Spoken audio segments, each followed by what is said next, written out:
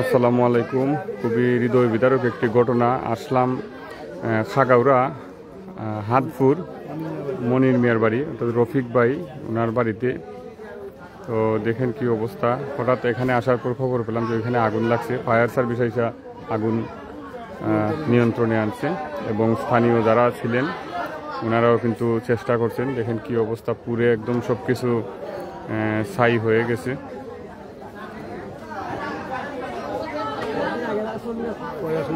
চাচা কিতাতে কি আগুন লাগছে বুঝা গেছে নি না?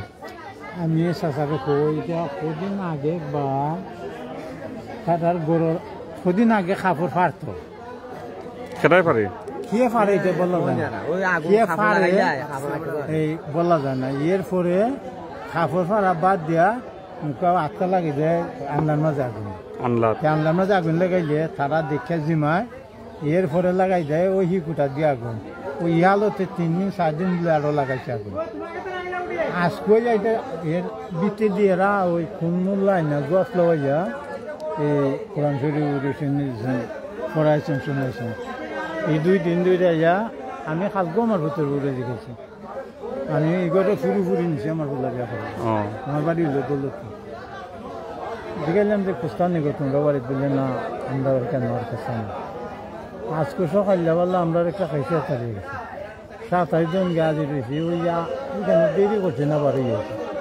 বাবু বলে আমার 8-এর মধ্যে সমস্যা, এটা ওয়াশ করে খালি বাইরে গেছে গিয়ে দিয়ে খান্ডা।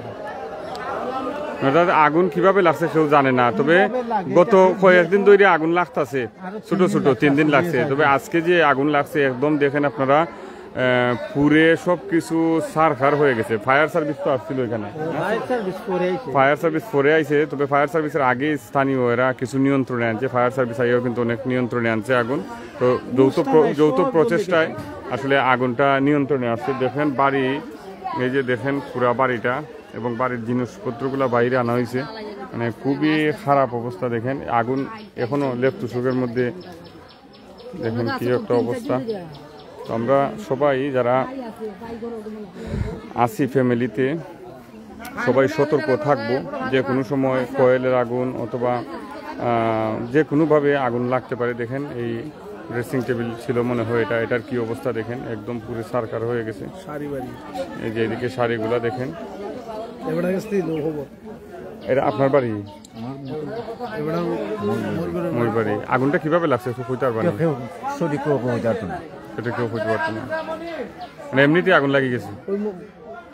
আচ্ছা যাই হোক, আরো 2 দিন লাগছে না? যাই হোক, এখানে ওনারা বলতেছেন যে কাউসার আহমেদ চৌধুরী কোন জায়গা, এটা হচ্ছে খাগাউড়া হাতপুর বাহুবল উপজেলা। এই যে দেখেন একটা ক্যাবিনেট, এটা পুরো একদম সারকার হয়ে গেছে। না আচ্ছা, অসুবিধা না। এই দিকটা দেখেন, আলমারিগুলা দেখেন পুরে কাপড় চোপড় একদম অবস্থা খারাপ। তো আমরা সাবধানে থাকবো। আসলে অনেক সময় হয় কি অসাবধানতা বশত যদি আগুন লেগে যায়, একদম দেখেন ঘরের অবস্থাটাও, ভিতরটা যদি দেখাই সাইডগুলা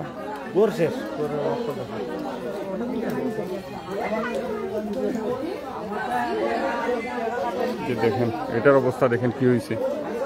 আগুন থেকে আমরা সাবধানে থাকবো, কারণ কয়েকদিন আগে একটা ভিডিও করেছিলাম যে সিএনজি ফিলিং স্টেশনে আগুন লেগে পুরো সিএনজি স্টেশনটা কিন্তু জ্বলে গিয়েছিল। সেটা অনেক মানুষ দেখছে। তো এটা থেকে একটা শিক্ষা নেওয়া যায়। আর এখানে দেখেন যে বাড়িতে আগুন লাগছে, এই দেখেন ঘরের অবস্থাটা। তো এটা থেকে আমরা একটা শিক্ষা নেব, আমরা সাবধানে থাকবো। যে কোনো ধরনের আগুন জাতীয় জিনিস আমরা ঘরের কাছাকাছি রাখবো না, অথবা রান্না করার সময় চুলাতে যে যদি আগুন থাকে সেগুলো একটু সাবধানে রাখার চেষ্টা করব, যাতে আগুন না লাগে। কারণ একটা আগুন কিন্তু একটা পরিবারের, একটা ফ্যামিলির স্বপ্ন। দেখেন সব কিছু কীভাবে পুড়ে দিয়েছে। যাই হোক, আল্লাহর রহমতে মানুষ কেউ ক্ষতিগ্রস্ত হন নাই, শুধু জিনিসপত্রগুলো পুড়ছে। মানুষের কোনো সমস্যা হয়েছে না মামা কাউসার আহমেদুদ্দিন, আমার মানুষের কোনো সমস্যা হয় নাই।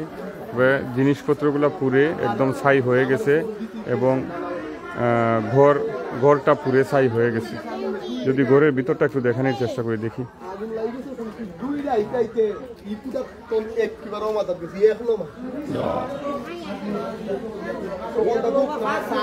অবস্থা ভিতর দিকে একবার অবস্থা খারাপ।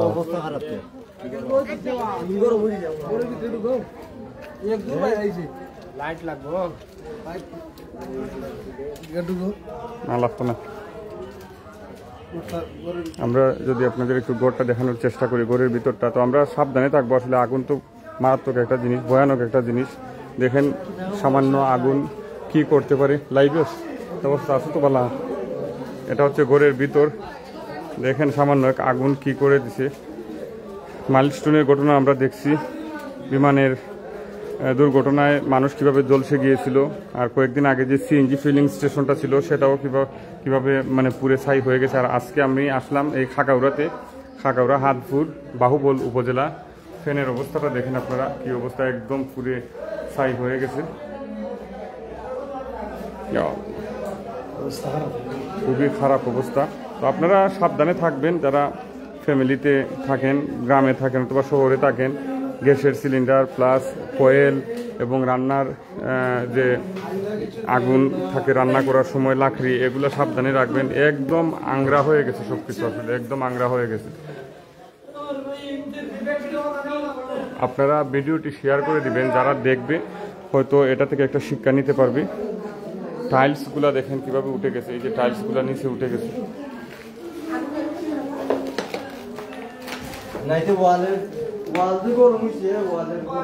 ওয়াল কিন্তু এখনো গরম আছে। যাই হোক, আমি একটু দেখানোর চেষ্টা করতেছি। আমার দেখানোর উদ্দেশ্যটা কোনো কি নয়, দেখানোর উদ্দেশ্য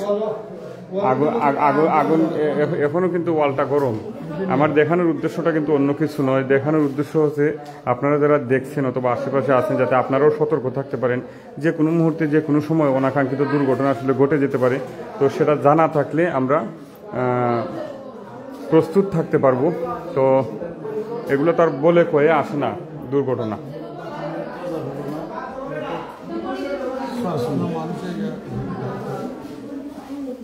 রান্না করতে কে লাগছে নি আগুন?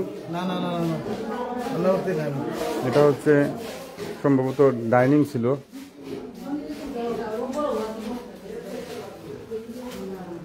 এটা হচ্ছে রান্নাঘর। আগুনের সূত্র হয়েছে কোন ঘর থেকে? ফটিক থাকি না, সব রুম শেষ, পুরো একদম অবস্থা খারাপ। দেখেন আপনারা,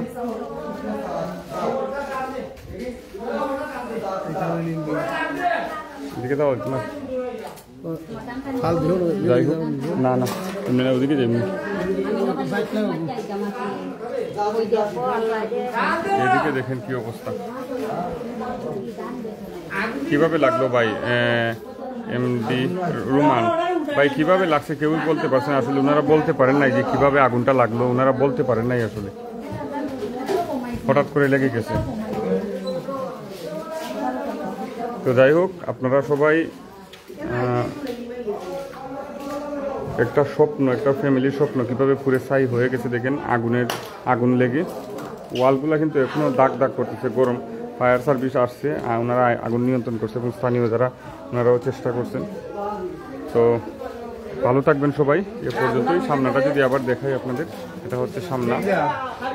তো আপনারা সবাই ভালো থাকবেন, এ পর্যন্তই। সাবধানে থাকবেন, যাতে কোনো ধরনের যে কোনো দুর্ঘটনা যদি থাকে, বিশেষ করে আজকে যে আগুনের যে বিষয়টা, সেটা যে কোনোভাবে লেগে যেতে পারে। আপনারা একটু সাবধানে থাকবেন, যারা ফ্যামিলিতে আছেন। রান্নাঘরের আগুন অথবা কয়েলের আগুন অথবা গ্যাসের সিলিন্ডার, এগুলো সাবধানে রাখার চেষ্টা করবেন। এই কামনা থাকলো সবার প্রতি, এই প্রত্যাশা থাকলো, এই উপদেশটা থাকলো সবার প্রতি। ভালো থাকবেন সবাই। আল্লাহ হাফেজ।